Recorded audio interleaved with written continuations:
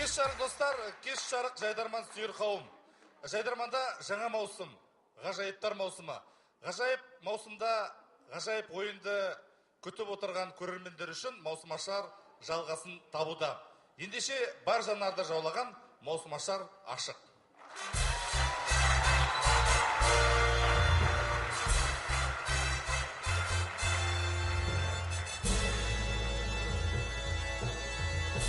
Әзілді жастардың отауы қазақы қалжыңның қазынасы жайдарман міне тағы бір ғажайып маусымын бастады. 200-ден астам топ, 2000-дай қыз жігіттің өнеріне тәнті еткен маусымашардың куәгері болған сіздерді дүбірлі мерекемен шын жүректен құттықтаймын.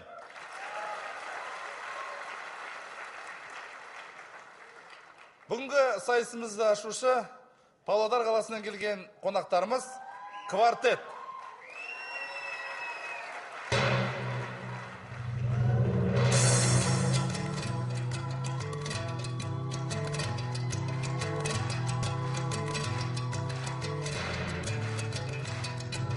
Күреліңді мойындатқан Қазақстан елің мәңгі басиетін.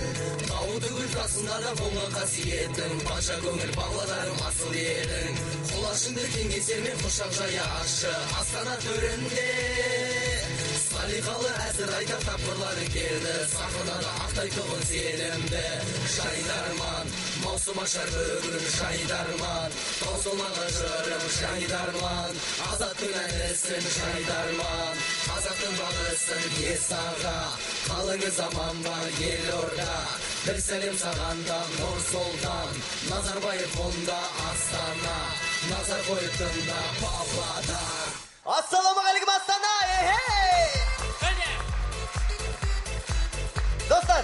Достар, ғажайыптар маусымы. Сахнада 5 адамнан құрылған квартет. Ғажайып емес па?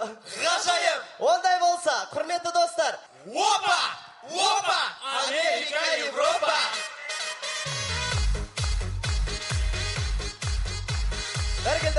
Бәргел достар, тамашалаймыз Дарвиннің теориясы, яғни маймылдың адамға жаратылу топ нұсқасы. Көреміз. Маймылдар, командамызда енді біреу болғанда кәдімгідей адам болып қалатын едіге.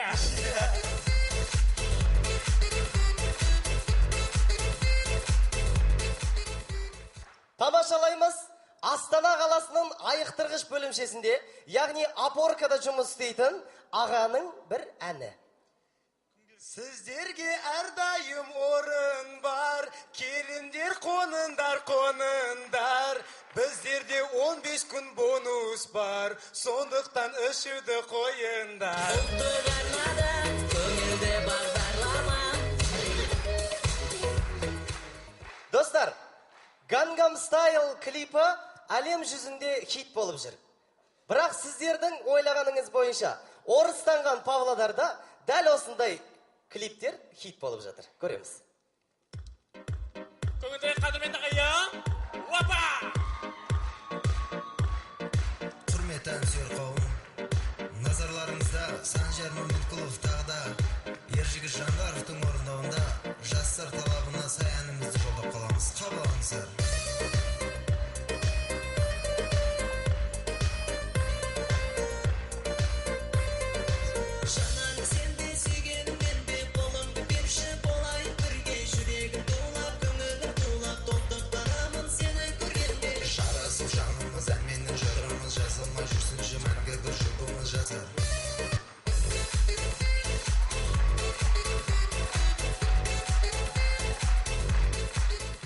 Достар, көбі ойлайды Павлодар орыстанып кеткен ел деп. Дәл осы пікірді, қате пікір екенін дәлелдеу үшін ортаға нағыз қазақ, яғни домбыраны шақырамыз.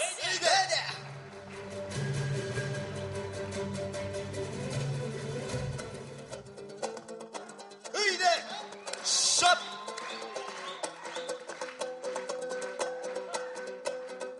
Тыңдап алсын құлақтары кереңдер, Павлодарды орыстанған демеңдер. Мұнда туған Иса Қаныш Жүсіпбек, Сұлтан Махмұт Мәшһүр Жүсіп Кемеңгер. Үйде! Мейлі Өзге мейлі орыс болсын атауы, біз емесек өзгелердің отары. Тамырынан тардар болсақ тарихын, солтүстік қой қазақтардың отаны.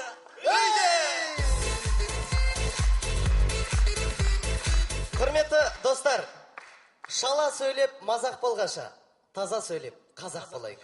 Сахнада болған Инновациялық Еуразия университеті, квартет, Павлодар. Рахмет. Рахмет. Жаза қазақ тілім, жаза ғажап тілім. Маусымашарда көңілді жастар Шығыс Қазақстан облысы Жарма ауданы.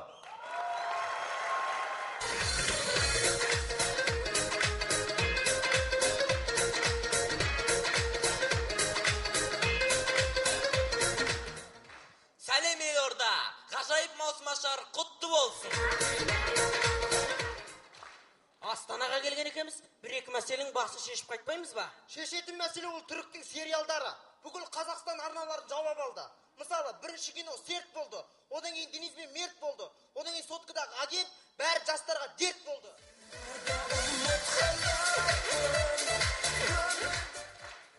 Ал енді әні мәселесіне келетін болсақ, басында кетті носа, бара-бара кетті қоса. Жалықты қой ағайын, қырғыз хитін қоса. Бұның бәрі болмас ет, шамшатам тері болса.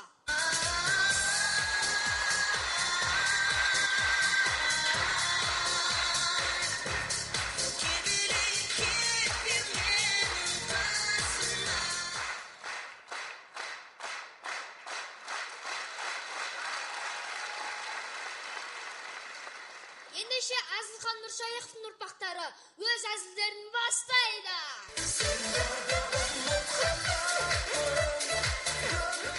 Айт намдырабаң, айт намдырабаң, айт намдырабын девінде, айт намдырабаң.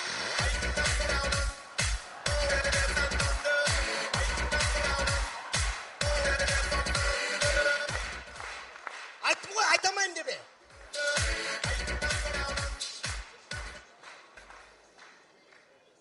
Ал енді тақырыпқа келетін болсақ, Астана сөзінің өзінде ғажайып бар екен. Астананың салынуы тікелей атамыз Нұрсұлтанның арқасы.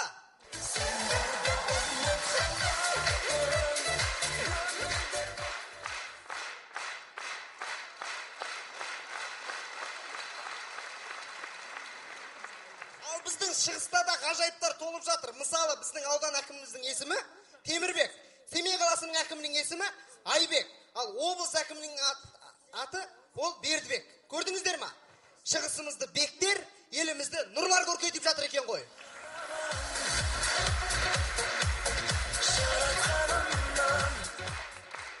Сіздермен бірге болған ғажайыпқа сенетін көңіл жастар Жайдарман тобы. Көріскенше.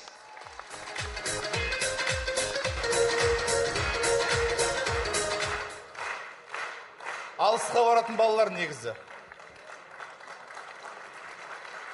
Маусымашарда мектеп командалары көп, солардың ішінде ақылды әзілдермен ерекше көзге түскен Ақтөбе қаласы нөмірі 50-ші орта мектеп Ау күлкі жол болсын.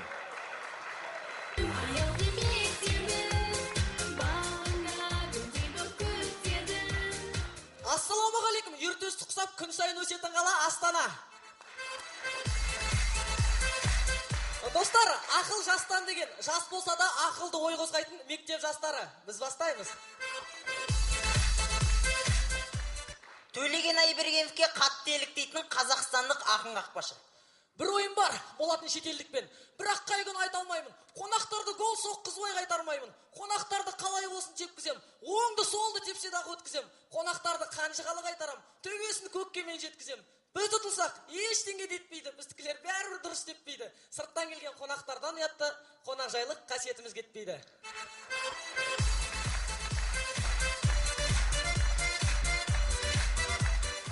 Адамның дене мүшелері жай ғана алынбалы болса қалай болады екен? Сыныпта болған жағдай. Балалар, саламатсыңдар ма? Бүгін бірден ескертейін, жаңа тақырып өтеміз. Қалмай жазып отырыңдар. Апай, мен жаза алмаймын. Күзембаев тағы сен ба? Я, неге? Жазатын оң қолымды үйде ұмытып кеттім. Шаршаттың ғой, жазатын қолыңды ұмытқанша басың неге ұмытпайсың, а? Апай, басыңды ұмыттың не, қолыңды ұмыттың не, бәсең жаза алмаймын ғой. Болды, қарсыласпамен мен, отыр. Қазір бірден қаламыз. Балалар, қайсың, сола қайсыңдар? Мен. Ана оң қолыңды Бекнұрға бере тұр. сен сабақтың соңында қайтып беруді ұмытпай. Достар, сөз соңында айтарымыз.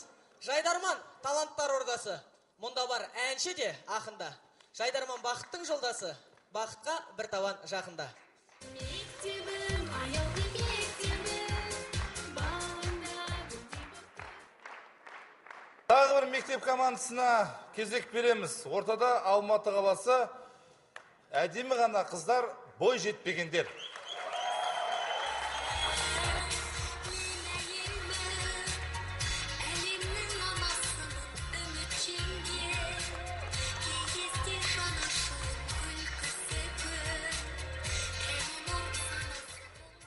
Музыкант ағай, бұл өлең бізге ерте емес па?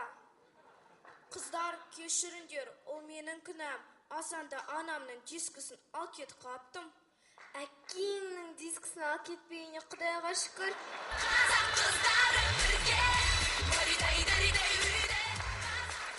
Сәлем, Астананың сұлу қыздары. Әйгегім, Астананың қыздарының бәрі сұлу екендігіне сенімдісің бе? Туй, айта берсе бір мәз болып қалсын да.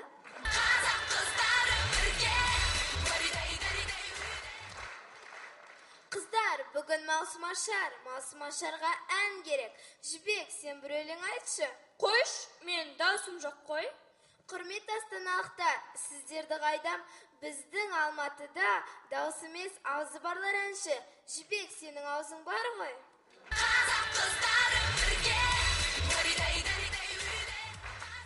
Ән демекші қыздар, мен өскенде әнші боламын. Ойбай-ай, Жансая, қайдаған үшін ән күй сабағынан үнемі үш алып жүрсің ғой? Ой қош, бұрында менің әкем мүлде сабаққа қатыспаған, қазір депутат болып жүр ғой.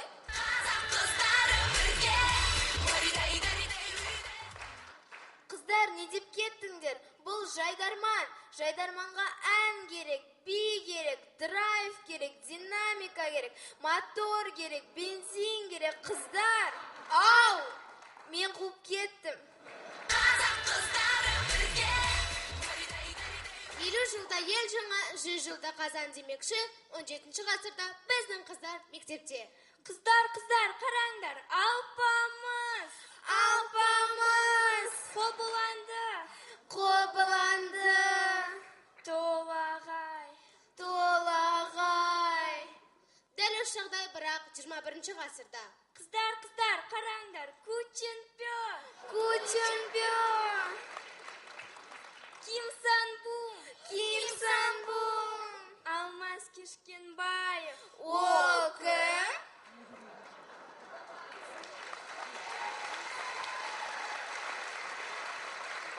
Джастин Бибер.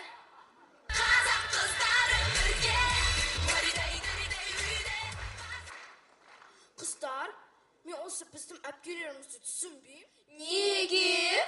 Олар қайдағы мысыққа ұқсаған кәрістерге, маймылға ұқсаған негрлерге ғашық болып жүрді. Өзімізде де бар ғой, көкірегі ояу, көз ашық, мысыққа, маймылға ұқсаған жігіттер.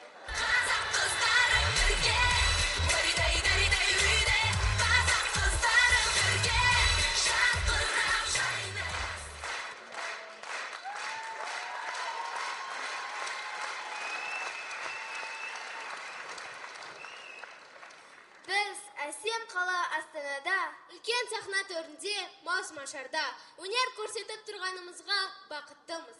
біз де сұлу қыздарды көріп отырған, сіздер де бақыттысыздар.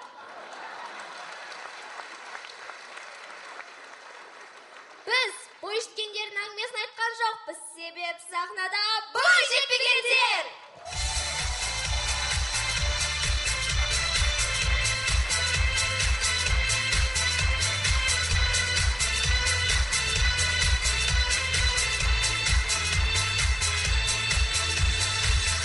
Қуанамыз, келеміз, ән шырқаймыз, билейміз. Біздер мәңгі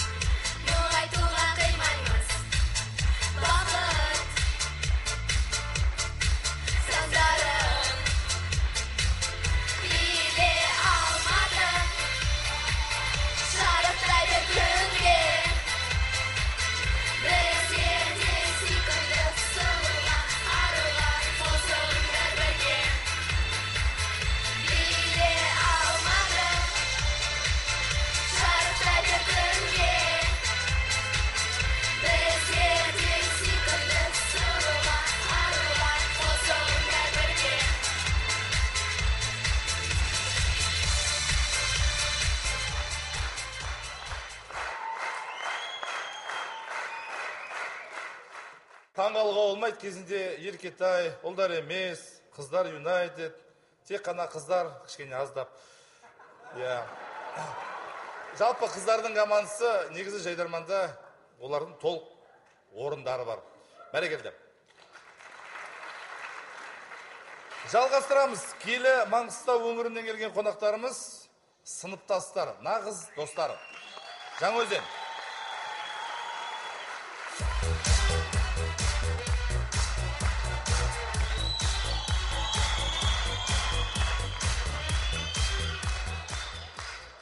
Сәлем менің сүйікті қалам Астана!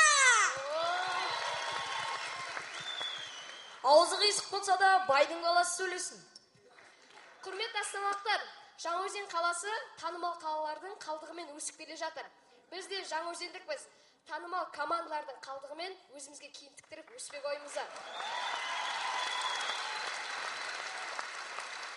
Ендеше, ғажайыптар маусымында алғашқы рет сыныптастар біз астаймыз.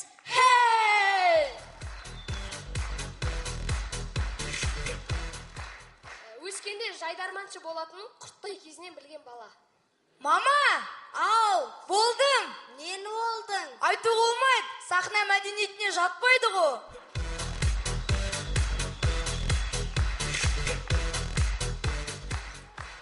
Көреміз, Red Bull ішіп алған әжеміз өзінің немересін ұйықтату үстінде. Әлде ақ бөпем, ақ бесікке жат бөпем, жылама жек шақ берейін.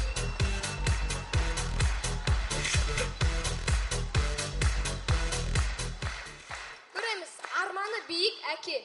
Ай, балдарым ай, не oldu ай, балдарым ай. Алай бұлай болып кетіп, ай, балдарым. Әке, жамандарым айтпа. Ай, балдарым ай, алай бұлай болып кетіп. Басып болып кетсем, сіздер жұмыс қалам.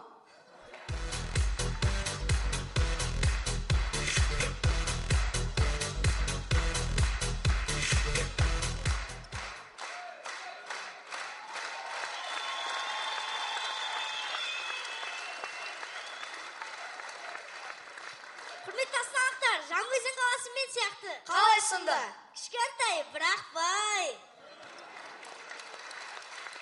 Сіздермен бірге болған көп жастардың сұранысына ие сыныптастар. Қош салыңыздар.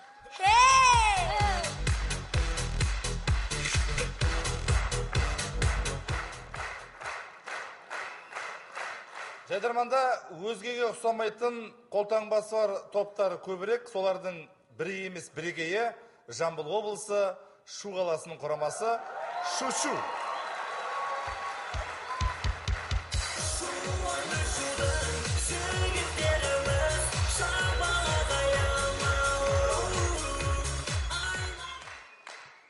Жайдарманның ғажайыптар маусымында не істеп жүрген, түсінбей жүрген шулықтар сахнада.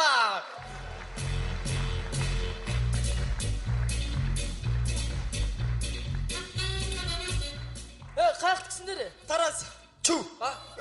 Шу. Тараз. Тараз деген қаяқ ол? Шудың қасы ғой. Бізде ештеңе жоқ аға, қалтамызда ештеңе жоқ.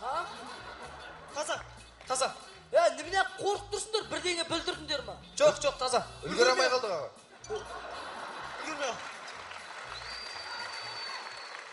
Үлгере алмай қалдықтар. Танмай қалдыңдар ма мені? Не қып танмайсыңдар мен? Мынау ғой. Немене адам шошытасын? Білесің ғой біз осындай бас киім көрсек қорқатынымызды. Немене адам шошытасын? Сен шошытатындай не істеп қойдым саған? Сен не істемедің маған айналайын ау? Не істедім? Сен маған ұшқан деретін, тордағы бұлбұл едің.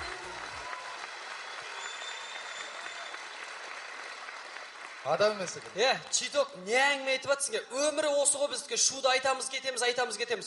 Одан да бір шудың жақсы жағын айтайық. Мысалға біздің шуға газ келді. Айтамыз міне. Олай болса, шудағы жанұяда болған оқиға. Итті баласы. Не алып жатсың я? Неғып отырсың я? Неғып тұрып алдың енді? Немене отырсам отырдың, тұрсам тұрдың, жатсам жаттың, ел не істейін? Шайын ба енді? Осыдан ұшып көр, жәлің шығырам.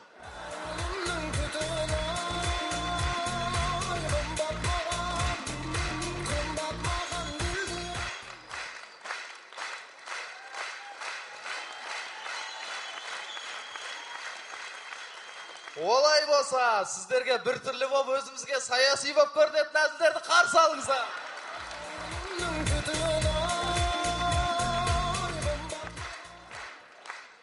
Қазақта мәтел бар. Талдың көркі жапырақ, адам көркі шүберек, шудың көркі... Кейін айтып берем, шуда көрікті жерлер көп. Олай болса, көздеріңізге елестетіңіздер. Енді біз сияқты елестете алмайсыздар, сонда да кішкене болсын елестетіңіздер. 3 столбы, яғни 3 бағана. Ау, байқадың ба? Не болды? Көл қақып кетті, қисайып қалдық қой.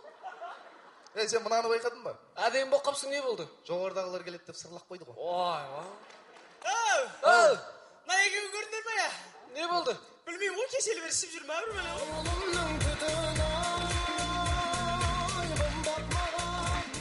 Қазақта мақал бар, ұяда не көрсең ұшқанда соны ілесің деген. Дұрыс. Қазақстанның кейбір қалаларда жиі кездесіп тұратын оқиға. Знаешь, друг. Кто? Астана, да? Да, Астана. Бәйтерек. О, Терекбай. Эй, люди. Ау, чё? Здравствуйте. Время не подскажете, пожалуйста. 6,5 болды. А? 6,5. Сендер қазақсыңдар ма не? Иә? Бірақ орысша сөйлейсіңдер. Иә? Сендер кімсіңдер? Өф.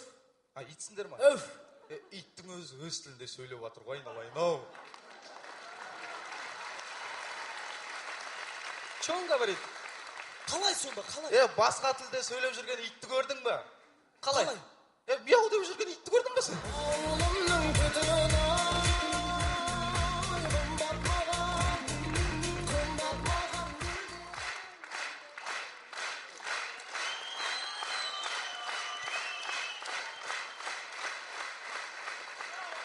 Құрметті көрермендер, біз бұл әзілмен не айтқымыз келеді?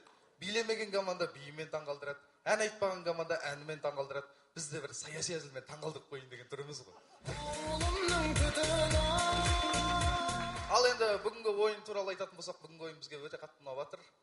Өте жақсы қойылған екен. Бүгінгі ойынның тақырыбын өзін айтсаңыздар, бізге арнап қойған ғажайыптар маусымы дейді. Есен аға, сізге үлкен рахмет. Ғажайыптар маусымы деп қойыпсыз. Келесі ойында тағы да бір жақсы тақырып тұрса, мысалы, жасыл ел деген көп қой. Ал шудағы ғажайыптар туралы айтатын болсақ, біздің шуға газ келді. Мақсат, Ау. бірдеңе білдірмейден тып-тыныш кетіп қалайықшы. Иә.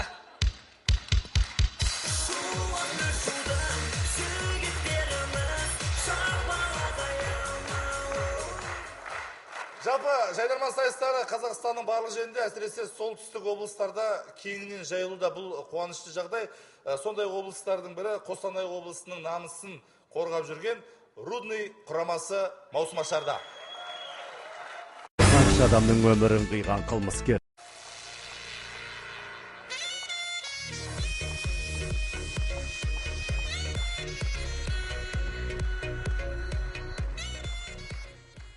Сәлем Астана. Ғажайып маусымда алғаш рет Рудный құрамасы. Достар, ғажайып маусым. Ғажайып маусым, тақырып басай ғажайып әзіл ойнамадық па? Мерей, сендер алдында үйде ұйықтап демалып жатқанда мен бәрін ұйымдастырып қойдым. Қалай сонда? Ғажайып маусымда Астана халқы үшін әлемдік жұлдыз Араш.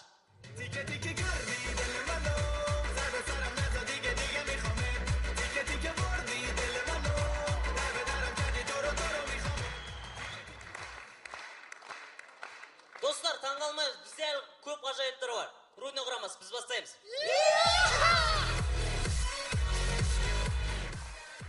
Биылғы қазақ бар. Болысбек, менде жұлдызбын ғой, қара. Асқат, Рудныйдың жігіті ғой. Мүлдем сен оған ұқсамайсың ғой. Иван Дычко әңгімең бар ма не? Жоқ. Әңгімелеріңіз бар ма Иван Дычкоға? Есен аға, Иван Дычкомен айырмашылығыңыз бар ма? Әзірге бір қатты айрықша ештеңесі жоқ, бірақ көп еңбектену керек.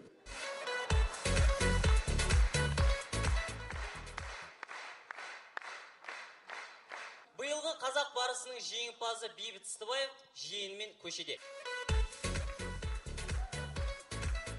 Берік қалайсың?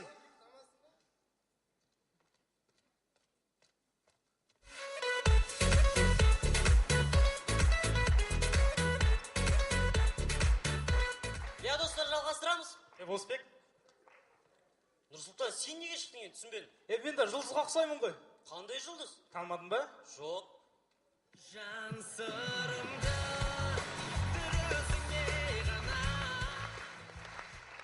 Нұрсұлтанов қап-қарашқы ғой.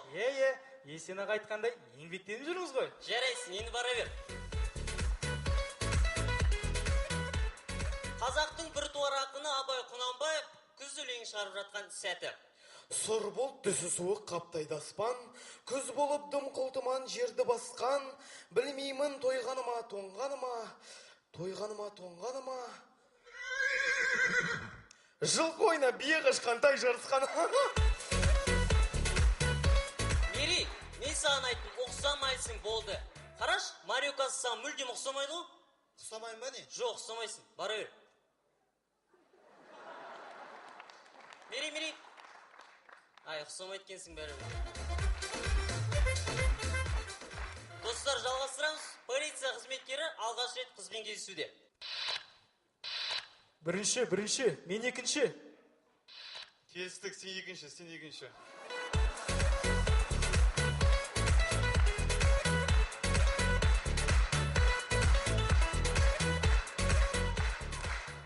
Достар, сөз соңында айтарымыз. Болысбек. Мен анам ақсын.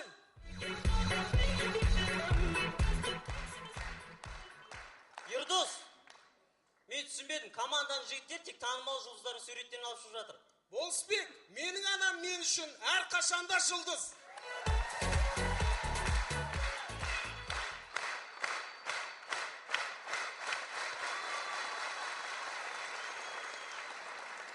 Я, достар, негізінде көбісі Рудный қаласын біле бермейді. Бірақ Рудный бүкіл әлемде ең үздік 10-қа кіретін темір өндіру кен орны бар қала. Рудный Лондон Олимпиадасының қола жүлдегері Иван Дычконың туған жері. Және Рудный 21 ғасырдың соңғы әулие адамының жері. Сіздермен бірге болған жер мен қанда шеттен темір көп руднылықтар. Рахмет.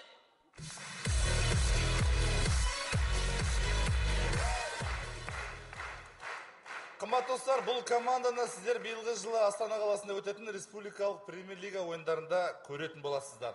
Тағы бір премьер-лига ойындарының биылғы жылғы қатысушылары. Жалпы маусымашарда әртүрлі әкімдердің құрамасы болды. Бұл әкімнің құрамасы ерекше құрама болатын шығар. Ортада Шымкент қаласы әкімінің құрамасы Шымкент жастары.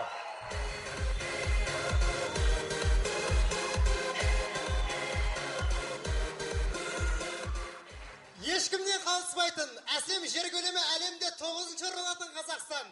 9-шы маусымашар құтты болсын.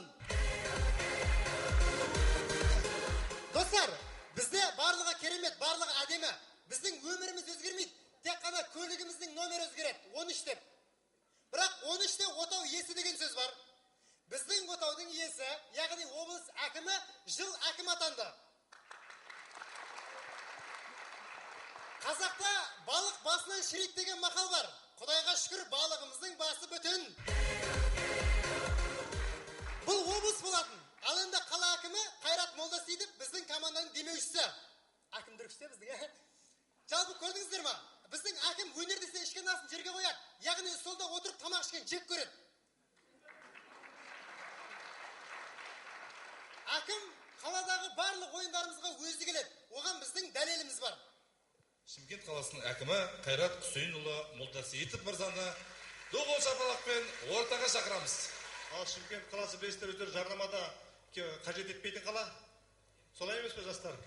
Осыны кеште осы нені қолдана тұрып, мен осы Есен бауырымызға, қаламыздың тұрғындарының атынан, өзіміздің атынан үлкен рахмет айтқым келеді. Мына Жайдарманда командаларына сәттілік тілеймін.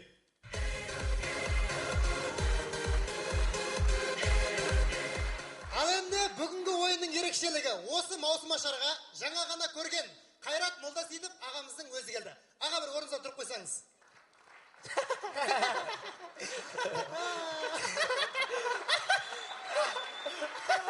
Достар, сіздер біздің әкімнің КВНнен басқа істейтін жұмыс жоқ деп ойлайсыздар ма?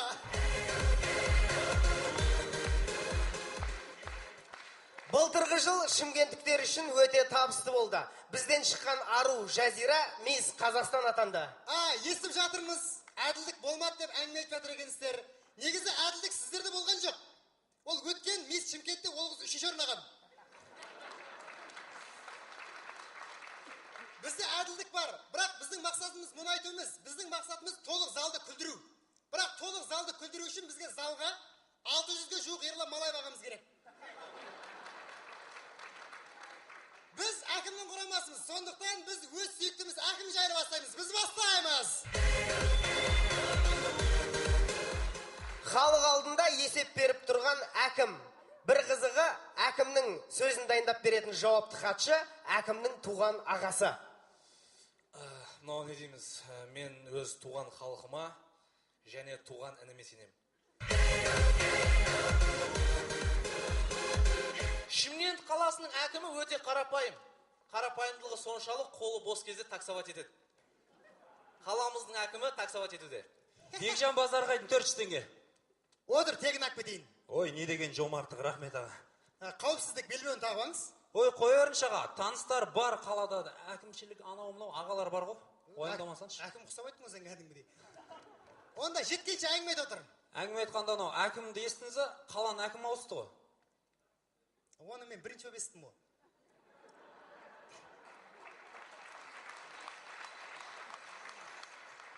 Енді менен бұрын естімеген шығарсыз?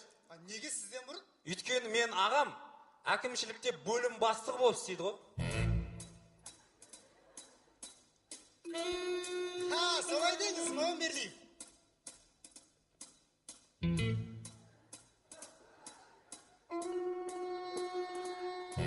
Алло.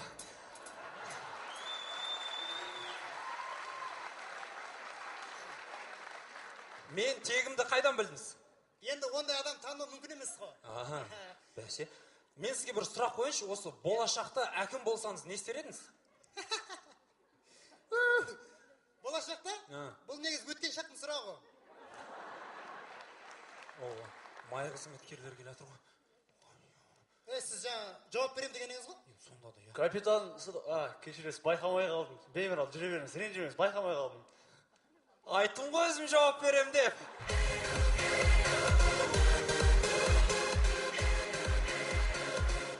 Шымкент қаласында туристік агенттікте болған жағдай. Жай, құдалық үйірсіңдер ма? Бұл жер туристік агент, сыртына қарамайсыңдар ма? Жастар сарай деп жазып қойған ғой. Болды, ұрыспаңызшы. Біз шетелге кетейін деп едік Шымкенттен. Мына баламды мен сүндетке 6 рет отырғызып той жасап ақша жинап шетелге кеткенге отыр. 6 рет? 6 рет. Балама қызы бұл. Жарайды, барлығыңыз барасыздар ғой, а? Барлығымыз. Сіз де барасыз ба? Сіздің бармағаныңыз абзал. Неге? Турист кемейді ананың түрі. Кемейді екен Шымкент. Одан қайта мен сіздерге шетелде емес Шымкентте алды ұсынамын. Неге? Неге ол? Өйткені әлемде бар, керемет нәрсе біздің Шымкентте бар.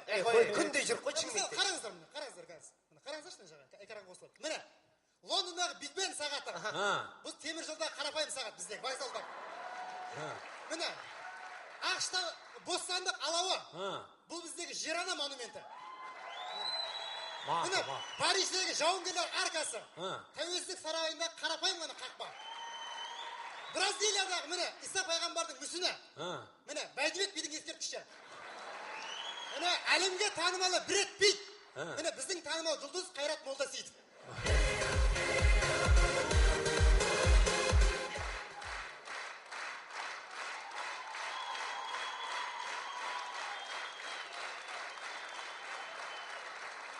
Достар, жалпы біз қаламызды бекерге жарнама еткен жоқпыз. Өйткені араларыңызда Шымкентке барғандар да бар, бармағандар да бар. Шымкент қонақжай, ешкімді шығын етпейтін халық. Сондықтан демалыстарыңызды бізде өткізіңіздер. Келіп, кетіп, қонақ үйдің ақшасын төлесеңіздер, қалған тегін. Сіздермен бірге болған әкімнің құрамасы, Шымкент жастары, біз өзге қаланы емес, біз өз қаламыз сүйеміз.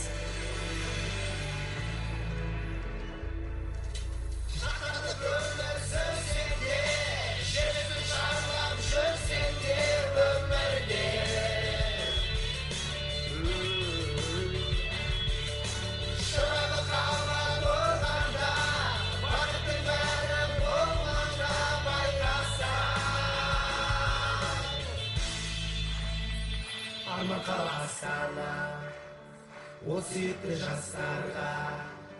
Бірақ бізде басқа ойды таста, бұл ғажайып қала.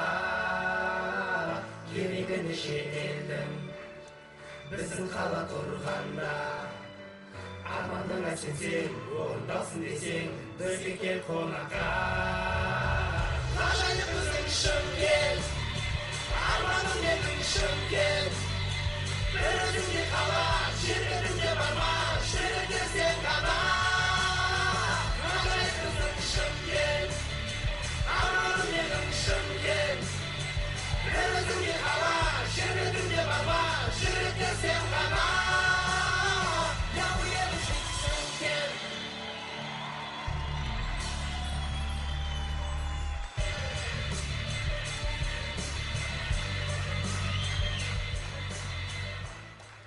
жылдық тарихы бар, әулиеті әрқашан өзінің талантты жастарымен мақтаныш етіп келген, сондай мақтануға тұрарлық жандар осындай Тараз.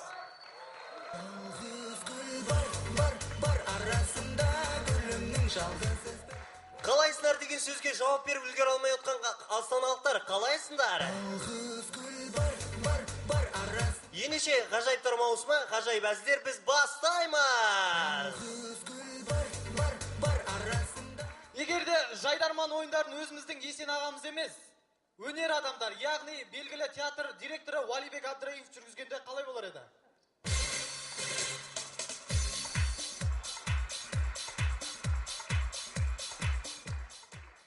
Ғажайыпқа толы маусым, олай болса,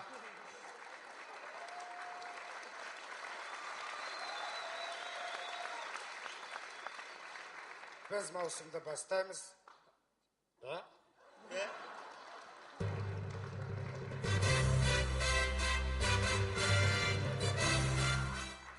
Мына бұрышта тұрып жүргізген рахат екенді.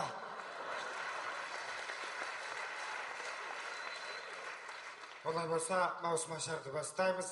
Жігіттерге сәттілік. Рахмет! Құрметті достар, 90 жастағы атамыз бен 70 жастағы атамыздың әңгімелері. Ассалаумағалейкум ата. Уалейкумассалам, қалай дәу жігіт болғансыңдар ма? Ой, әзілдерін қарасаңдаршы.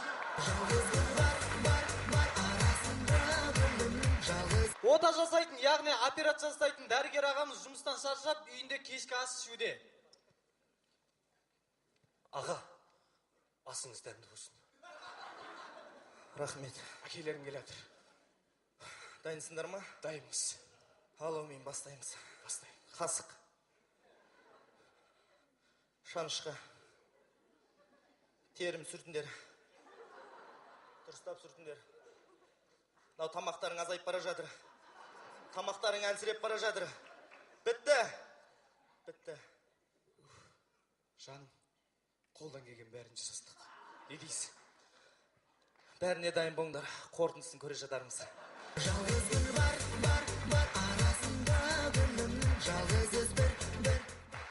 Құрметті достар, Жайдарман ойындардың тұрақты қазылар алқасының бірі Ерлан Малаев үйінде Жайдарман көріп, қазақтың ұлттық тағамы ет жеуде.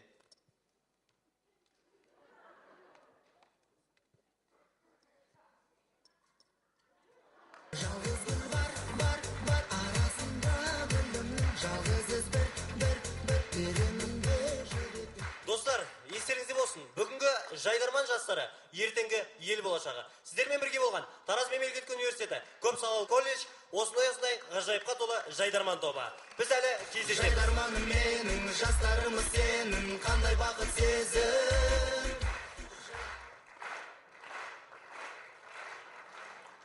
Биылғы маусым ашарда ерекше командалар көп болды. Ерекше деген атына лайық, ерекше Жайдарман тобы Ақтөбе.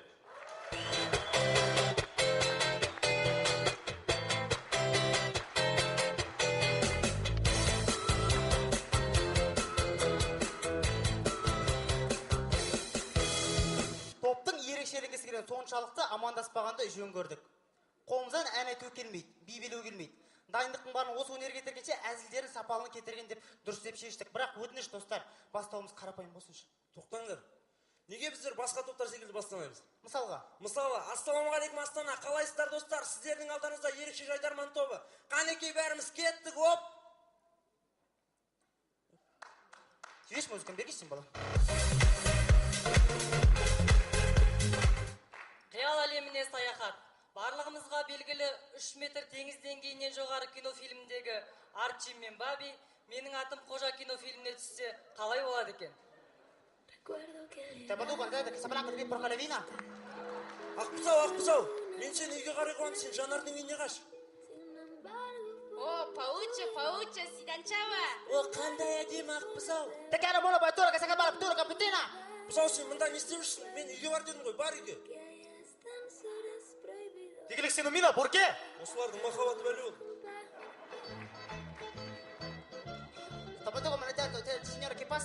Сәлем Жанар, қалайсың? Көргеніме өте қуаныштымын. Ачукава, пуперо, акачина. О, қожа, бұл қайтадан сен бе? Жанар, бір сәтке тыңдашы, саған арнаға өрлеген шумақтарым бар. Неткен ғана сүйкімдедің сүйкімді, ести қалсам шаттанамын күлкіңді.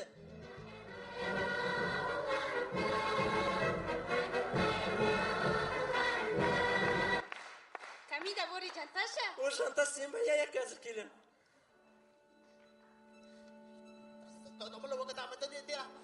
Тағдыр неткен қатал ет, о тоба.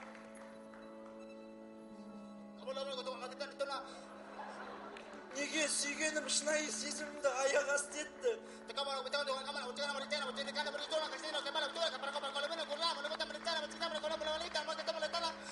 Неге?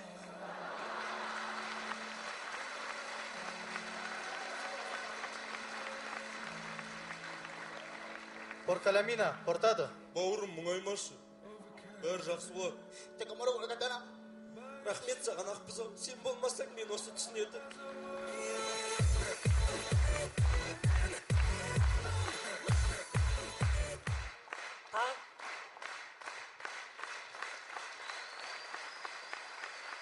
Тағдыр бізді жолда да неше түрлі адамдармен жолықтырады. Қайтадан сендер ма? Қайтадан сендер ма? Шаршаттыңдар ау, айналайындар ау, саңырақ ұлақсап, метр сайын тұр. Мына жерде тұрсын, маған бәрі құраттарын тартып ал. Бетке түкірген бар, түсіндің ба?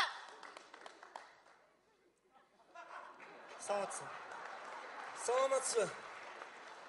Аға сержант Оңғарбаев, құжаттарыңыз. Құжаттарым? Ал, мінеке құжаттарым ал. Ремен тағулы ма? Тағып тұр ғой немен. Техосмотр. Бар, техосмотр, мен. Аптечка? Бар, аптечка бар. Аварийка жанып тұр ма? Істеп тұр. Ал, не істейсің ал? Кел. Көзіңіз неге қызарулы? 2 күн үйде жоқ, жұмыста болдым. Ал, не істейсің ал? Мәс. О, нөмір көрінбей тұр, машинаңыз неге балшық? Неге балшық? Бұл әзілде топтың атына сай ерекше аяқтағымыз келіп отыр.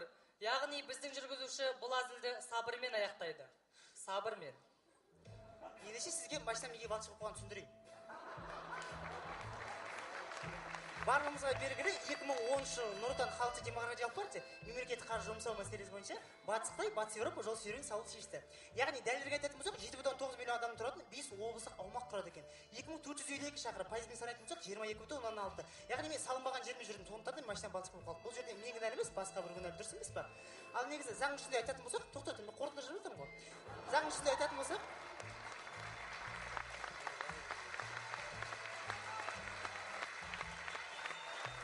сіз жаңа ғана жақындар алдында маған өзіңіз таныстырып құжаттарыңызды көрсетіп, кейін үшін тоқтатқаныңызды түсіндіру керек едіңіз. Егер де осының барын бейнетаспаға түсірген болсам, сізді 57 статья 6 бап бойынша басыңызға айыппұл салып жұмыстан шығаратын құқығым бар.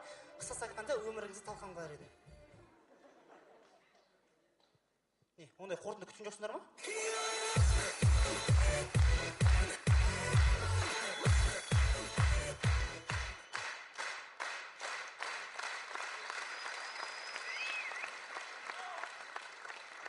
Ғажайыптар маусымында ерекше жайдарман тобы тек қана сіздер үшін.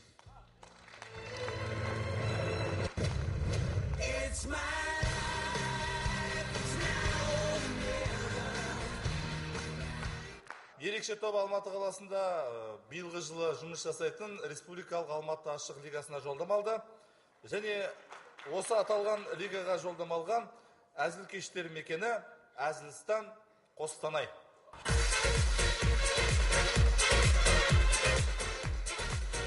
Ассаламағалейкум!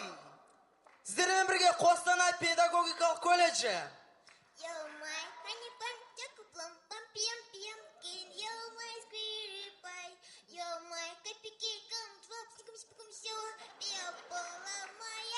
Ойба, Айырдың ғой залды.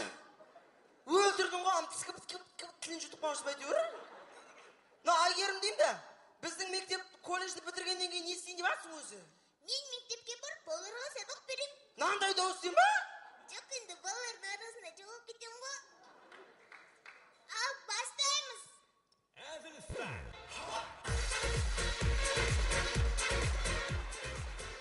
Алғашқы әзіл. Қызы тастап кеткен жігіт теледидар көруде.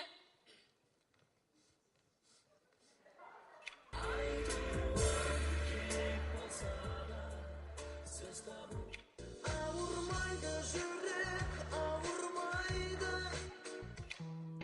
Ей, Сквидвард, мен жаңа өлең жаттап алдым. Ауырмайды жүрек, ауырмайды.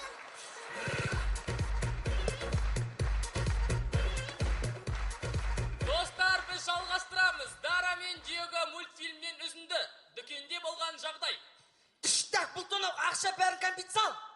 Балалар, бұндай жағдайда не дейміз? Алаяқ ұрлама, деп қайталақшы, алаяқ ұрлама.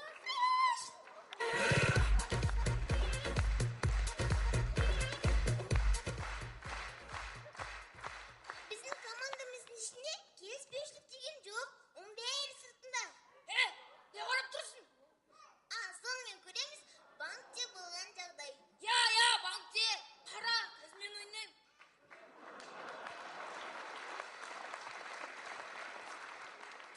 Айналайындар ау, мынау не деген масқара, буындарсайшы, таза аяқтан аяқ қалмады ғой, шаршатты. Бұл тонау, бәріңдер сатыңдар. Ей, бауырым, базар жоқ. Қайда жүрсің анадан бері?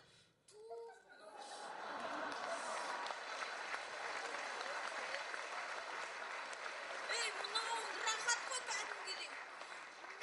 Саған мынауын таза керемет қой. Рахмет саған, ризамын. Шынымен рахат па да? Ей, рахаттың өгесіне тұрсың ғой, қиып келе жат. Не қарапсыңдар? Ақша. Ей, мынау тіпті керемет қой. Сен кәдімгідей жатасың да үйден сияқты. Ей, анау, сүт сындыра салшы.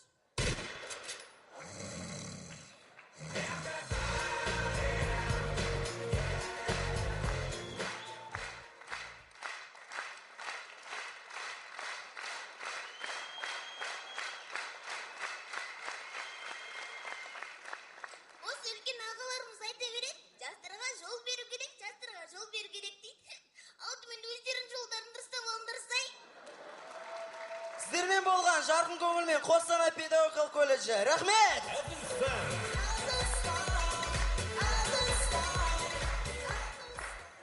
Жалғастырамыз. Сабақтан көрі үзілісті жақсы көретін Қоңырау Қызылорда мектеп құрамасы.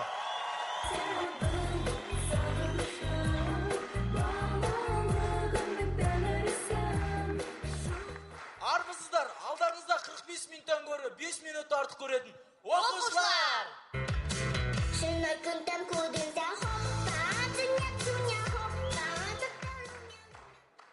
Не істеп тұрсыңдар? Сымға тілген торғай деп, Мен сендерден сұрап тұрмын, не істеп тұрсыңдар деймін? Даусым күште? Базар жоқ. Жоқ, Мадина, біз сенен шаршап кеттік. Жігіттер айтыңдар, осы елордамыз Астанаға келгелі бері, сен үйдегі тамақтың барлығын сен жедің ғой. Біз сенен тойып кеттік, Мадина, тойып кеттік. Міне, сендер тойып жүргеннен кейін, мен ысырап болмасын деп жеп жүрмін ғой.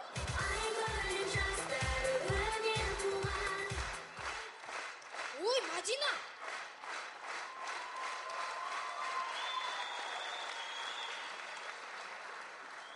Мадина, мен әбден жауып тастадым ғой, шамалы бір ұрыңмен тұрш. Батырбек, менде қыр жоқ қой.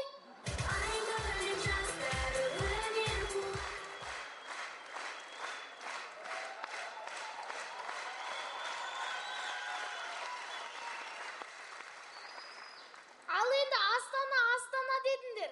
Астанаға да алып келдім. Дұрыстап ойнаңдар енді. Олай болса Қызылорда мектеп құрамасы біз бастаймыз.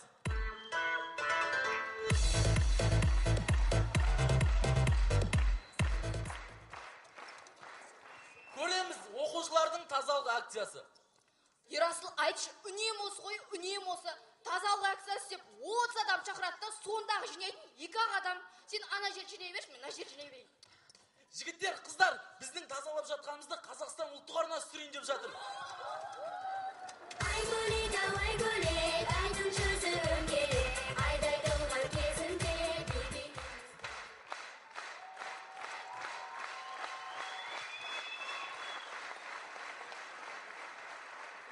Әлемге әйгілі Титаник кинофильмі біздің нұсқамызда.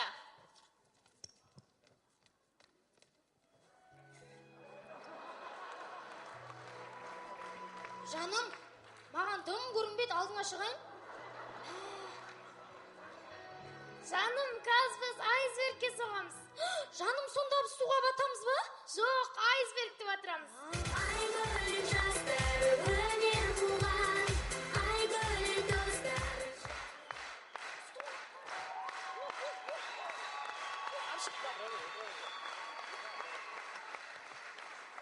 Көреміз, Қыз жібек кинофильмінен үзінді.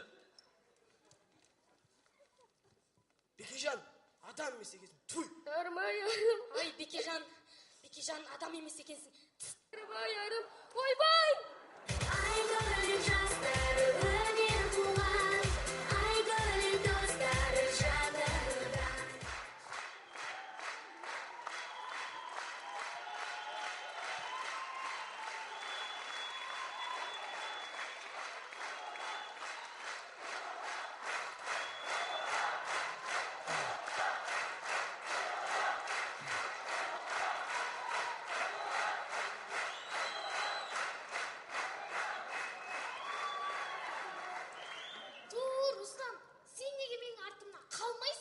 Мадина, мен саған арнап жүрегімде орын алып қойдым ғой, Мадина.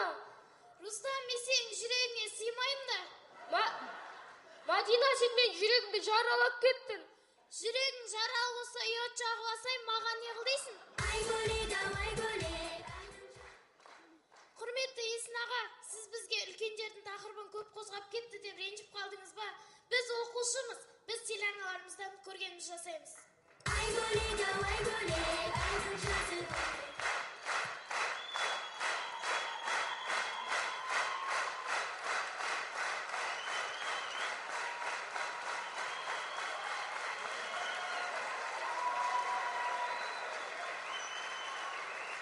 Достар, қоңыраудың уақыты болды, сыныпқа кірейік. Сіздермен болған Қызылорда мектеп құрамасы. Қош сау болыңыздар.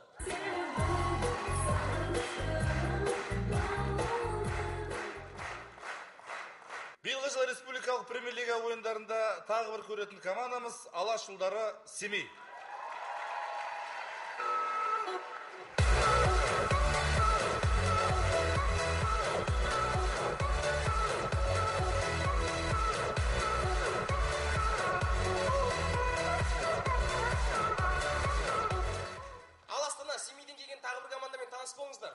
Семейдің ең әдемі, ең өнерлі адамдары жіберген командамыз.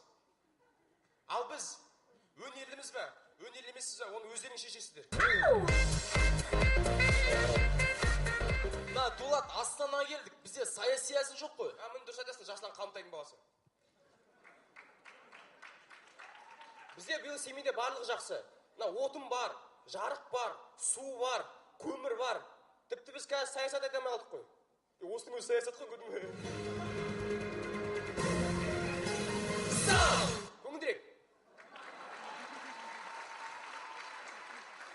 Ондай болса өз әзілдеріне сенімді алашылдары. Біз бастаймыз. Ендеше не аптырмыз? Кетті!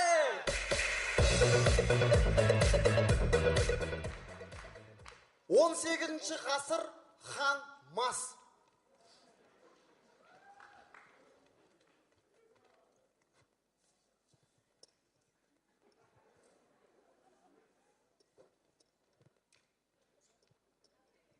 Дат тақсыр.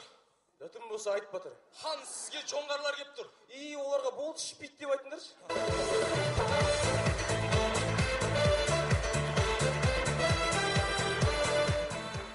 Жаңадан хит ән шықса, сол әнді өзіміздің тілімізбен айтамыз. Мен де қара, жаңа ән бар ғой, естідіңдер ме? Мен білем ғой. Міне.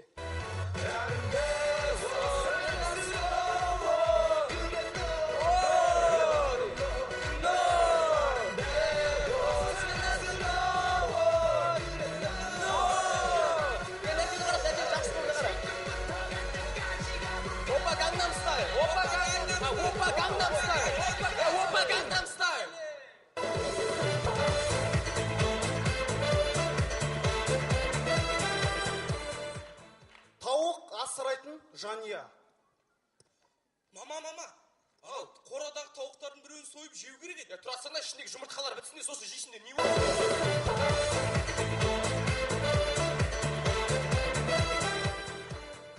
Өте ұқыпты баланың төбелесі.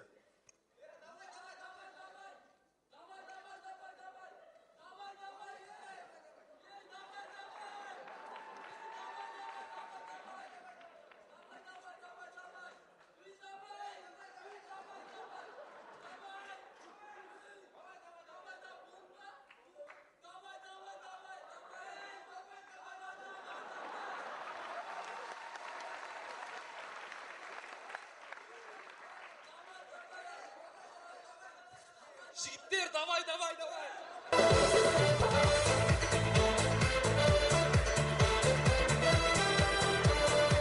Біз алашылдар КВН командасы. Егер жайдарманды бақша деп алсақ, біз сол бақшаның ішіндегі укроп сияқтымыз. Сонда қалай дұлар? Бізге ешкім қарамайды, ешкім мән бермейді, бірақ біз өзіміз өсе береміз. Алашылдары Семей.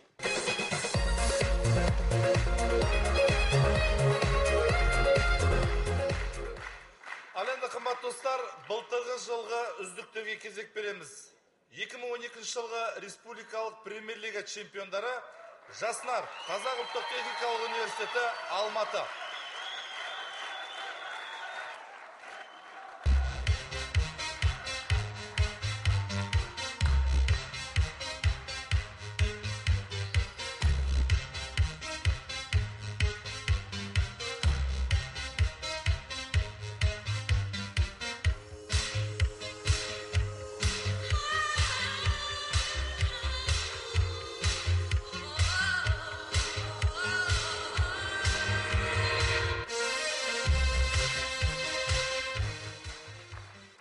Сәлем, жайдарлы көңілмен жайдарманның жаңа маусымын тамашалап отырған ұлттық арнаның көрермендері.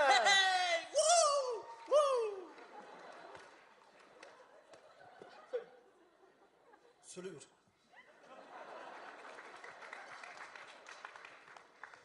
Құрметті асталықтар, қалай біз сағынған шығарсыздар, Қақтан сағынсын бір шет кеп тұрмыз ғой. Біз де сіздерді қатты сағындық. Бір мәз болып қалсын. Құрметті астаналықтар, біз Алматы қаласынан әдетімізше ұшақпен келдік. Енді ақша жетеді, құдайға шүкір, ұшақпен. Пойызбен, қарапайым пойызбен. Болды. Жаяу келдік. Алматыдан Астанаға жаяу келдік. Не ол 1000 шақырым? Өтеді де кетеді. 1500 шақырым. Сен есептедің, Адамның әңгімесіне қыстырыл.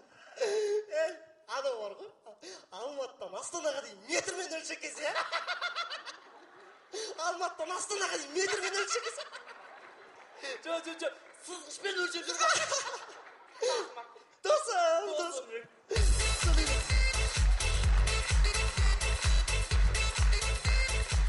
Құрметті астаналықтар, ойлап отырған шығарсыздар, осыншама Алматының сұлу жігіттері Астана қаласында не істеп жүр деп.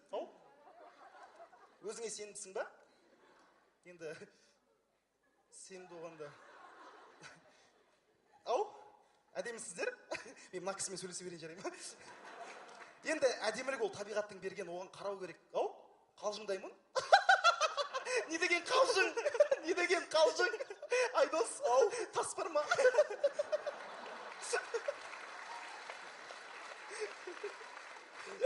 Сол кезде итер жердесің құлақ қалады. Сөйлей берсін, сөйлей бер. Құрметті көрермендер, маусымашар жайдарманшылардың тойы, жайдарманшылардың мейрамы. Қойшы, бергеш. Кеше дүкенге бардық қой? Сондағы.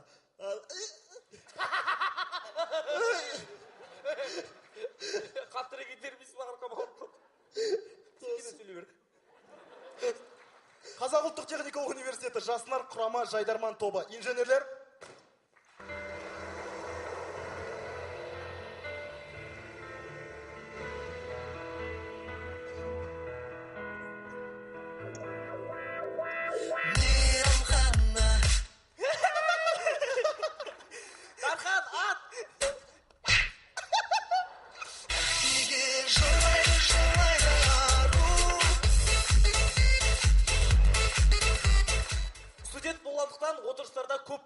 Сонымен отырыста болған оқиға.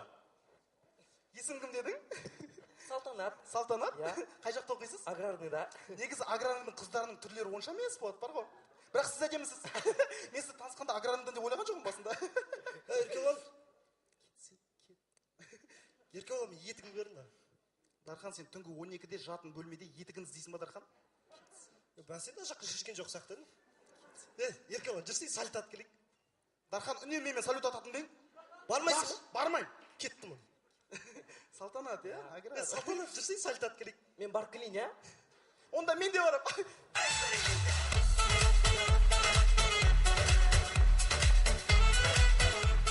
Қазақта көп балалы жанұяларда ағасы үйленбегенше інісіне үйленуге болмайды. Сонымен ағасы мен інісінің әңгімесі. Аға, ассалаумағалейкум. Уағалейкумассалам. Жұмысқа кеттіңіз ба? Иә, асығып бара жатырмын. Аға, жасыңыз біразға келді, үйленбедіңіз ба сіз? Енді үйленгенде қыз жоқ қой. Назеркеше алдында. Ой, оның мінезі жаман. Сен өз қызыңшы, Айсұлу. Керемет қыз. Жүріп жатыр мұсың? Жақсы қыз. Ұнайды маған бар ғой. Сол алсаңшы сіз. Алыңызшы сол. Шын, мен өкінбей салыңызшы. Алайын, мақұл. Бірақ кешке сөйлесек, жұмысқа асығып бара жатырмын. Жақсы, Не болды жан, сөйлестің ба ағамен, үйлетін болдық па? Сөйлестім, сен бірақ ағама тұрмысқа шығатын болдым. Ағаңа шыққан нес? Саспасай, бір үйде жүреміз ғой.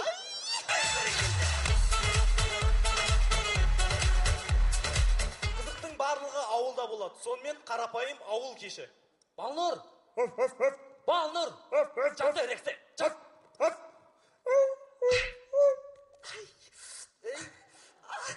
Жан, құдай ай, демене бөле. Қойшы, не болды? Көзіме таспа бірдеңе деп жан. Сүй бермеші болды. Бітейік. Саған мама айтады, шек қарын тазалап бітірсін дейді.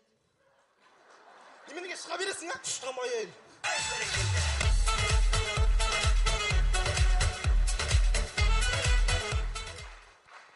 Құрметті көрермендер, бір сәт мектеп кезін еске алайық. Сонымен 9-шы В сыныбының фристайл би тобы.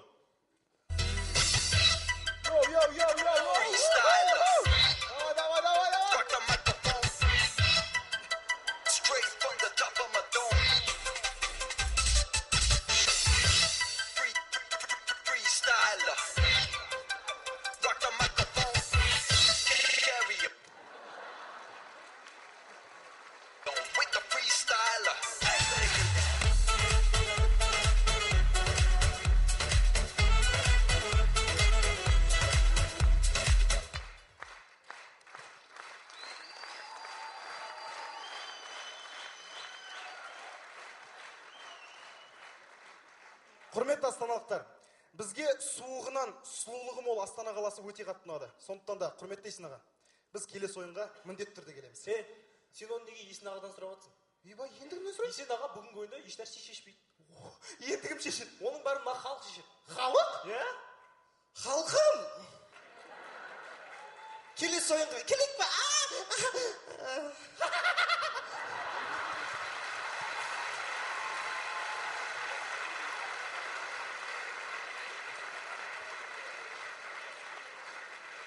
Қазақ ұлттық техникалық университеті жасынар Жайдарман тобы. Астана, шын жүректен.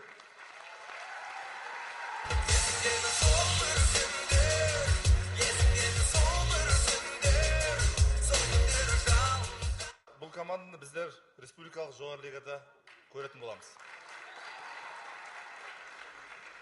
Ал енді 2012 жылғы республикалық жоғары лига ойындарының чемпиондары Экспресс Ақтөбе.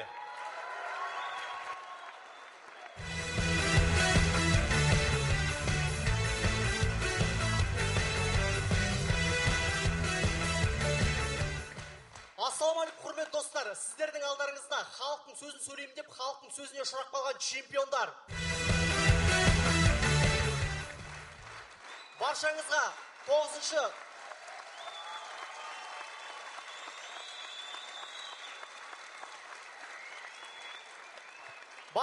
9-шы ғажайыптар маусымы құтты болсын. Білесіздер ма, неліктен ғажайыптар маусымы? Себебі 2012 жылы жоғары лиганың финалда ғажайып оқиға орын алды. Ешкім күтпеген, біз чемпион болдық.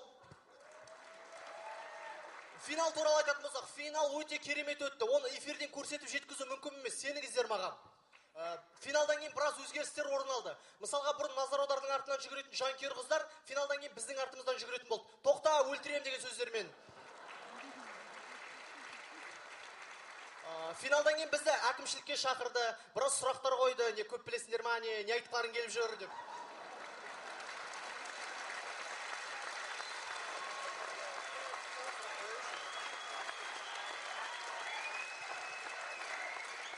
Рамазан, не халықты алдап тұрсың? Біз әкімшілікте болған жоқпыз ғой. Мұндай сөздерден кейін шақырат шығар, бір арманым бар еді әкімшілікке шақырса деген. Сендер не істедіңдер финалдан кейін? Біз финалдан кейін не жүрсіз? Неге болғансыз үстеріңе? Формаларың қайда?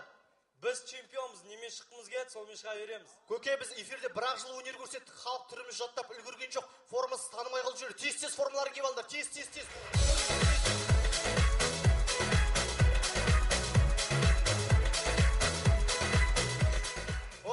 Бәрі формаларын киіп болса, баяғы стильде. Міне жоғары лиганың чемпионы болуын болдық. Енді әрі қарай не істейміз? Біз осы сұрақты саған қойғымыз келіп тұр.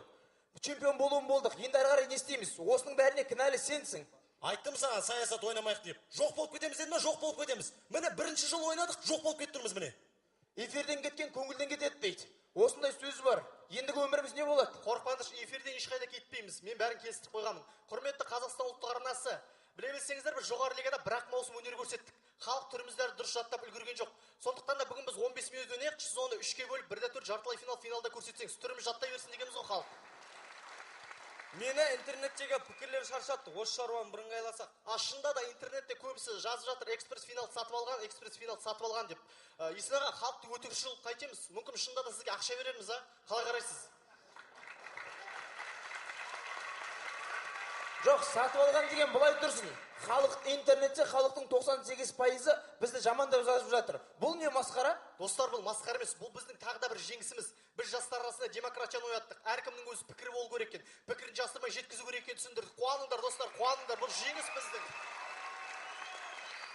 Біздің жеңіс біраз адамға пайдасын тигізді. Мысалға, ел танымайтын Темірлан Мамықты елге таныттық. Сіздер айтасыздар, Ганс Христиан Андерсен деп. Бізде де бар ешқандай фактыларға сүйенбей ерте жазатын адамдар. Ол біздің жеңіс, достар, қуаныңдар сондықтан да. Қош, Рамазан, сені сөзден жеңу мүмкін емес. Астанаға не үшін келдік, соған көшейік. Ендеше нақтырмыз. Кеттік! Жаңадан түскен орыс қол келіндерді ауыл өміріне бейімделуге үйрететін мектеп ашылыпты. Бұл жерде сендер ешкім бесіңдер, үйде кім болғандарың мені қызықтырмайды. Бұл жерде сен жақсы емессің, жаман емессің. Бұл жерде менің сөзім ғана жүреді, және менің сөзім тыңдаған адам ғана адам болады. Түсінікті ма? Иә. Олай болса, оқу жаттығуды бастаймыз. Бірінші тапсырма сиыр саууды үйретем, бергел. Ой, мен қорқам сиыр тибет. Кім бірінші сен сиырға жіберейін жатыр, алдымен практикадан өтесің. Сауып үйрен. 1-2-3, демалма. 1-2-3, демалма. Осылай күнне 5-5-тен 3 рет жасайсың. Түсіндің ба? Я. Естілмейді. Я.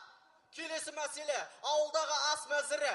Егер вермишель немесе макаронның үстіне кішкене сұйық май немесе том май қосылып, үстіне ет салынса, бұл тамақ ауылда вермишель деп аталады. Егер вермишельдің орнына күріш салынатын болса, бұл тамақ ауылда күріш деп аталады. Ауылда күрішті де вермишельді де аджикамен жейді.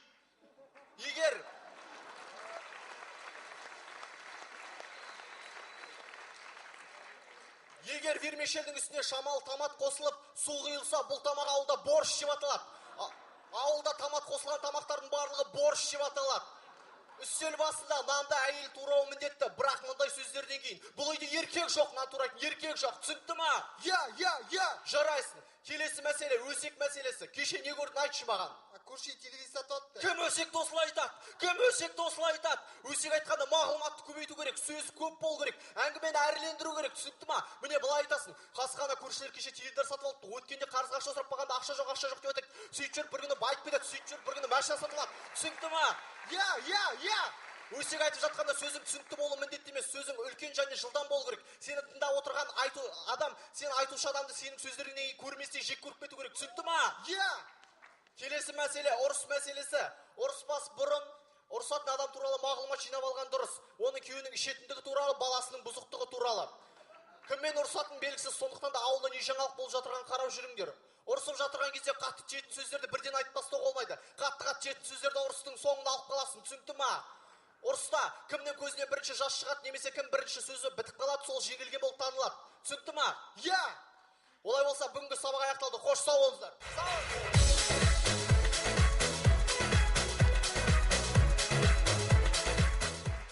Достар, неге негізі жас жайдарманшыларға айтарымыз, қазақта жақсы сөз бар. Күлсең кәріге күл жасын береді дейді. Біздің әзілдерімізге күліп отырыңыздар. Күлсең чемпионға күл. Кім біледі, мүмкін чемпион болып қаларсыңдар. Сонымен жалғастырайық ауруханадағы жиналыс. Құрметті әріптестер, бүгінгі күн кезегіндегі мәселе тәртіп мәселесі. Хирург, сіз неліктен ауруханада жатқан науқастарды ұрып жүрсіз? Сіздің кесіріңізден травматология адамдар көйіп кетті. Қалай адам соқыршек болып кіреді, қол аяғы сынып кетеді. Не деген масқара бұл?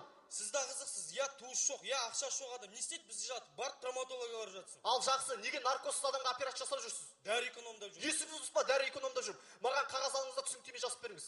Кешіріңіз, мен түсініктеме кейін жазсам бола ма? Қазір асығып тұр едім. Қайда асығып тұрсыз? Операция жасап жатыр едім. Жиналыс дегесін премия бере ме деп ойлап едім. Есіңіз дұрыс па, сізді кетіңіз бар операцияға, неге келесіз? Бұл ауруханада есі дұрыс адам жоқ, бір бар ғой. Акушер, маған түсіндіріңізші, мынау не? Бұл жаңа туылған сәбилерге арналған дәрілер тізімі. Оны түсініп тұрмын, мынау не тізім, маған түсіндіріңізші, мына нәрсе неге керек? Енді айттым ғой, дәрілер тізімі міне, бинт, йод, зеленка бәрі кетіп жатыр ғой. Бинт, йод, зеленкаға сұрағым жоқ. Одан кейін жаңадан туылған сәбиге неліктен норковый шуба керек, маған түсіндіріңізші. iPhone 5 оған неге керек, а? Мынау Toyota сороковка дейді. Мынау планшет, iPad, iPhone не жазып қойғансыз? Есіңіз дұрыс па? Неге маған ұрыса бересіз? Неге маған? Айтпақшы, сіз неліктен 29 желтоқсан күні босанайын деп жатқан әйелдерге DVD-ден ұрыс көрсеткенсіз? Енді 31 желтоқсан үйде қарсы алғым келді. Енді сіз барлығы 31 желтоқсан үйде қарсы алатын боласыз. Үкімет мен жобамды қабылдады ма не? Үкімет жұмыстан шығарып жіберді сізді. Өзімде жұмыстан шығайын деп жүредім. Шаршап кеттім, дипломсыз жұмыс істеп. Кетем мен. Қайқа кетесің? Ауыр атлетикадан бапкер боламын. Кім алады сені ояққа бапкер қылып? Неге алмайды? Ояқта да айтатын осы сөздер ғой. Шыда, күшен. Аузың жапта жұмысы күшті, жина мына не айтып отырсың сен? Кешіріңіз саға, моргтың кілтін бере тұрасыз. Не істейсің оны? Ішіндегі сүттерімді алып ойнайын. Қашан қайтам мен сізге сүтті моргқа емес холодильникке қойдар. Ертең комиссия келсе жұмыссыз қаламыз ғой. Естерің дұрыс па? Достар, негізі біз саяси әзіл ойнағанға ойлайтын шығарсыздар, тойда дұрыс жүргізе алмайды деп. Жоқ, біз тойды жақсы жүргіземіз, саясаттың қатысы жоқ. Біздің тойымызда мінекей, Айбек бет ашады, Марат ойын ойнатады, тойды жүргіземіз, камерамыз бар. Енді бұдан кейін де бір нәрсе қылып өмір сүру керекпіз ғой. Болды, әңгімені қысқартыңызшы, онсыз да біз туралы әңгіме көп болып жатыр. Құрметті достар, біз негізі салт дәстүрге бай халықпыз. Сондықтан да біз командамызбен ақылдаса келе жайдарманға да бір салт дәстүр енгізгіміз келіп отыр. Менің қолымдағы абай жолы кітабы және блокнот. Кітап оқуға, блокнот жазуға. Бұны біз чемпионға берілетін мұра ретінде келесі жылдың чемпионына табыс еткіміз келіп отыр. Еснаға, чемпионға берерсіз.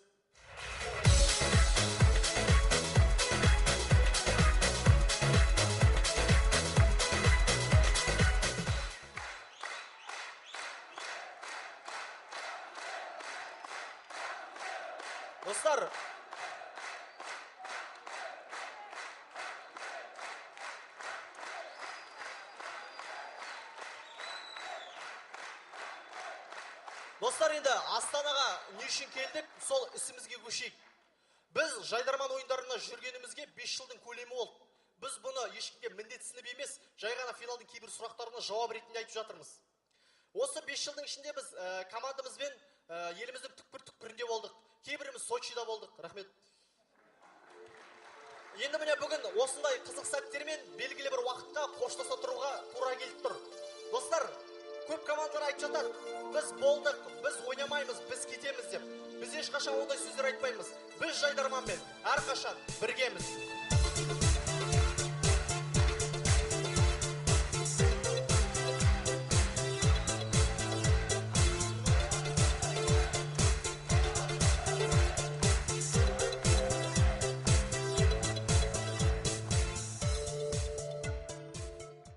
Маусымашардың бүгінгі соңғы командасы қарапайым ғана теңізде туып, теңізде өскен, теңізде сүйген Аралас.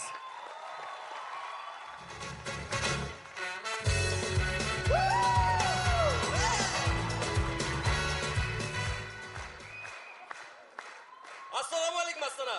16 облыстың жайдарманшыларын өз қаласында күтіп алған Астана. Қалайсыңдар? Я. Араға бір жыл салып Аралас көйін командасы. Біз! Айтпақша, Біз бастаймыз. Біз бастаймыз, Астана! шықтық тағы да көрерменнің алдына маусым ашар астанада астанаға аралдан 3 күн жүріп жеттік біз ауыламан есен аға бір жыл демалдым ойнайтындым жоқ енді не істейміз багаж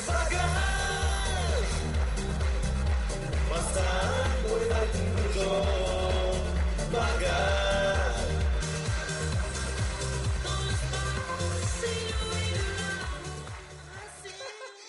Керемет, дауысын көрдің ба? Керемет. Ақылды дауыс. Әнші.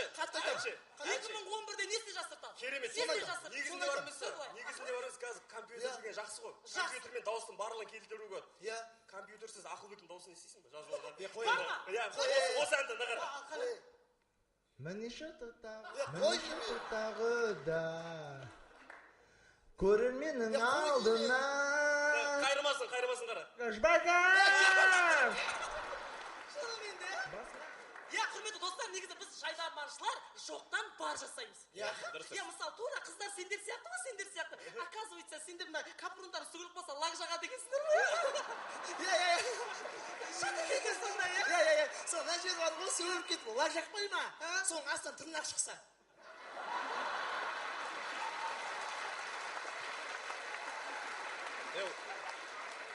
Ондай болмайды ғой. Ондай болмайды. Ондай кемшіліктер жігіттерде бар. Мысалы, киініп алады, кәдімгідей былай келіп, аяқ киім шешпейін ба? Сол кезде башымен 2 салсаң орда тесіктің ғой носки. Бүйтіп қарай сол тесікті ұра-ұра екеуі ортасында қышырады ғой.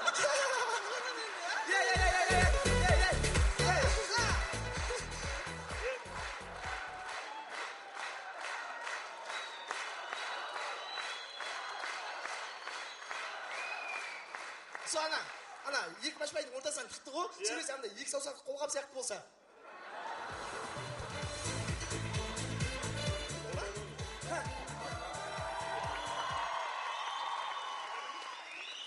Кілең бетмен кеткендер. Аяқпен кетсе болады ғой сол. Жайдарман, көңілді тақпырлар, әзіл кештер, кібен қалайсыңдар?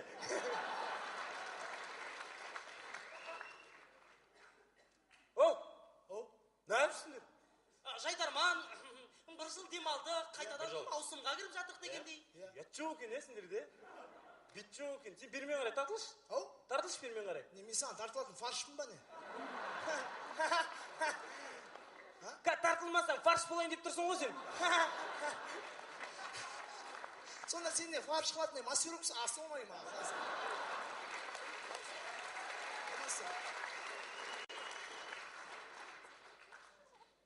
Анау не сходняк, есік ашық тұр ғой. Не сходняк, есік ашық тұр ғой. Сквозняк. Сквозняк.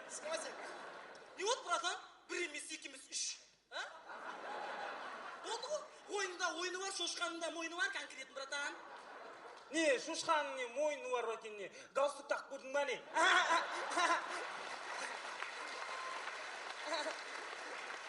Кетайын де, қуасың ба не, шошқаның мойнына галстук келе ма не? Мен саған айтып тұрған жоқпын ба жаңа, шошқаның мойнына не галстук тақып көрдің ба не деп? Бауырым, мындағыш? Не болды саған, ішіп алып? Маусым ашардың шырқын бұзып мына жерде, дым жақсы концерттің, Не ішіп алып? Інім, ренжіме, ағаң мас. Түсінеміз ғой енді айтсаң. Жоқ, ренжіме, ағаң мас. Түсінеміз деймін енді, айтсаң түсінеміз ғой. Жоқ, ағаң мас деймін. Сол айтып тұрмын ғой, түсінеміз деймін. Ана жерде жатыр, алып кетсен, ағаң мас әне. Олай болатын болса, қымбатты достар, ондай әзілер бізде өте көп, біз бастаймыз.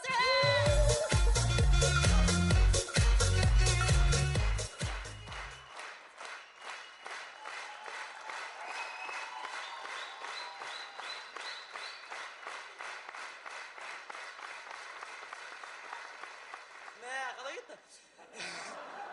Қалай достар, ғалым, береш. Осы ғалым дегеннен шығады. Осы шошқаның мойнына галстук келемеген келмейді. Енді жаңа айттым ғой жаңа шошқаңды мойнына неге өзіне хабарласпайсың?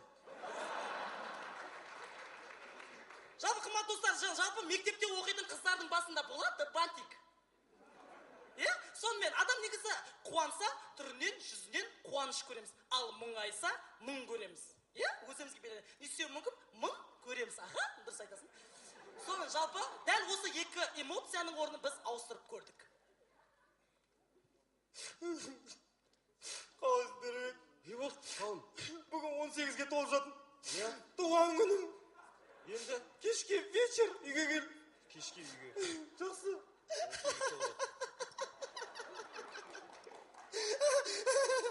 Не болды? Түнде көшеде жатсам, 3-4 бала келді да, мен кеуіп кетті. Не күліп тұрсың, ей? Не күліп тұрсың? Мен не, түрім допқа ұқсай ма?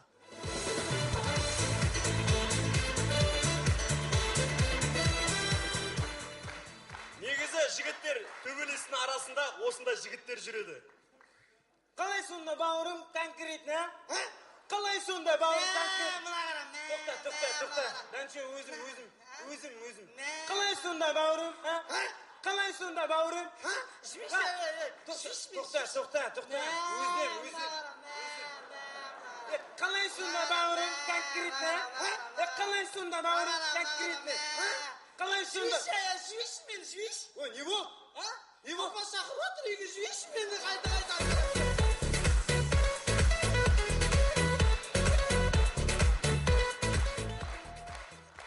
Ауыл қораның арты.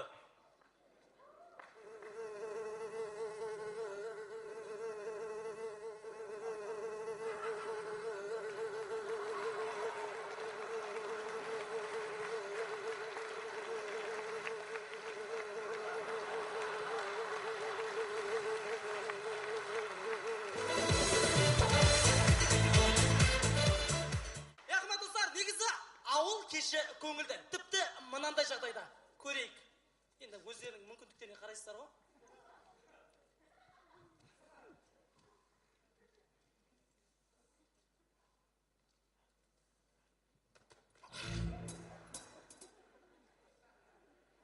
Ассалаумалейкум аға. Кешіріңіз аға, нөрік деп қалдым. Не нөрік деп қалдың? Не болды, аманшылық па? Нөрік деп қалдым, куртка нөріктік болғасын, сіз нөрік деп қалдым. Мынау нөрік? Кім киіп жүр? Жоқ, білмеймін ғой, ренжімес, нөрік деп ойлап қалдым. Еріккен адам атасының сақалын тартып ойнайды деген. Аға, үйде ата бар ма? Бар? Жай-ша? Жай. О, қалайсың нөрік? Құрметті достар, дәл осындай керемет ауылдың қызықтары мен өзекті мәселелерін сіздер маусымда аралас көре аласыздар.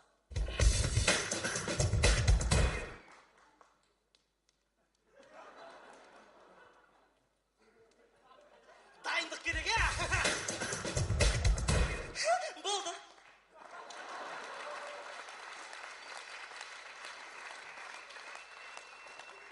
Құрметті көрермендер, достар, жалпы жайдарман сүйер қауым. Арада жалпы 1 жыл өтті. Біз маусымға қайтып келдік. Көп команд жалпы жайдарман топтары айтып жатыр бізге. Неге ойнап жүрсіңдер? Болды ғой, демалсаңдаршы. Сіздер чемпион болып қойдыңыздар. Қайтадан маусымға қайтып келулеріңе не себепті деп бәрі сұрайды бізге. Біз қанша жайдарманнан кетейік десек те кете алмаймыз. Себебі? Исна, документтерді бересің ба? Қайтайық ауылға. Ауыл саған кетті өген. Құрметті достар, сіздермен бірге аралас көйін командасы!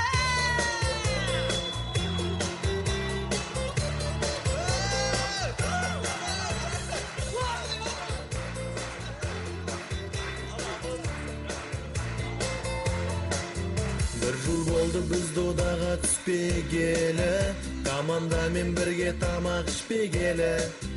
Жігіттер Астанада Қуырдақтал, мен болсам Аралда.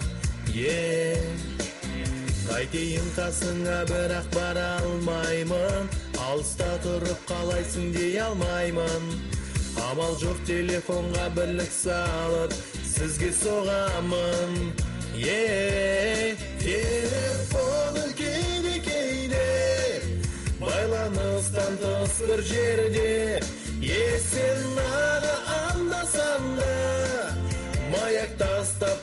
болмады бізге.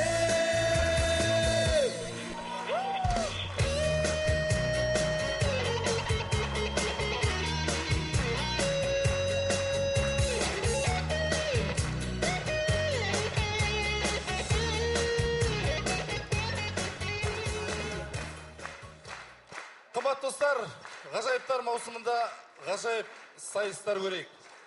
Ән. Мереке.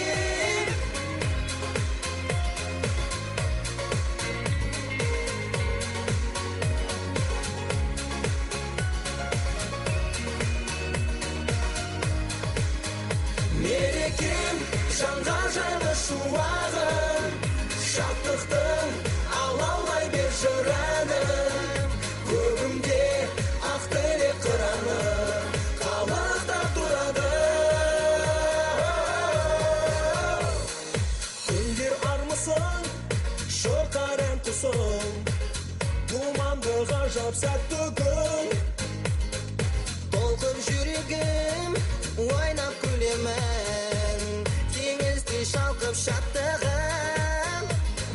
Жаздай жайнаған нұрлы айналам, көктемдей жанды баураған. Баңғап көркіңе желдей желпіне, ақындар жырын арнаған. Мерекем жанға жайлы шуағым, шаттықтың алаулай бер жырәнім, көгімде ақ тілек қыраны қалықтап тұрады.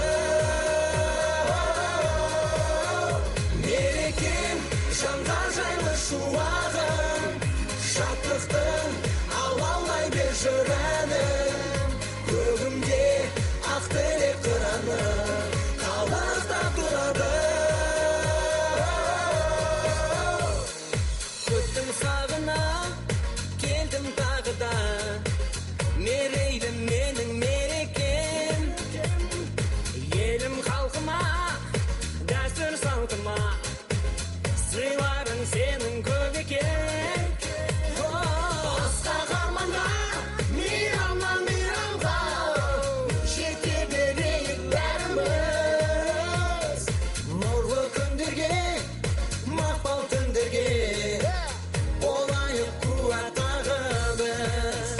Мерекем жанға жайлы шуағым, шаттықтың алаулай бер жырәнім, көгімде ақ тілек қыраны қалықтап тұрады.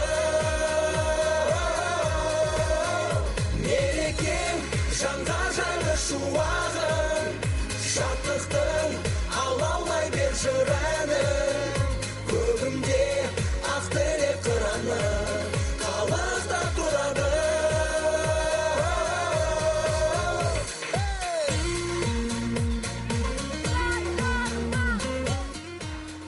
Қымбат достар, Жайдарманның жайдарлы сайыстарында жолыққанша еліміз аман болсын.